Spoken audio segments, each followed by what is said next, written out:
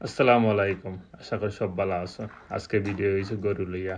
সামনে দিয়ে কুরবানি, সবে গরু কম বেশি দেখরা বা পছন্দ করা কুরবানি দেওয়ার লাগে। আর যার উপর ফরজ হয়েছে সেও কুরবানি দিব। আলহামদুলিল্লাহ, আমার কাছে কুরবানির ফরজ হয়ে গেছে, এলাই কুরবানি দিতাম। এলাই গরু দেখলাম, সুন্দর গরু লওয়ার চেষ্টা করলাম। আর ওই যে গরুটি সামনে দেখতে পাররা, খুব সুন্দর একটা গরু। আমার ছোট চাচা নিজে গরু এটারে লালন পালন করে বড় করছেন, খুব সুন্দর গরু। আমি চাইলাম গরুটা কিনতাম, খুব সুন্দর। আশা করি পরিবারের সবার পছন্দ লাগবে। আপনার ছোট ছোট আর গরু দুইটা দেখতে পারবা। আমার ভাই আরো জন আছেন দিবা কুরবানি, তাই নিয়ে লইবা গরু থেকে একটা। আর এর থেকে আমার চাচা একজনে গরু এটা কিনবা।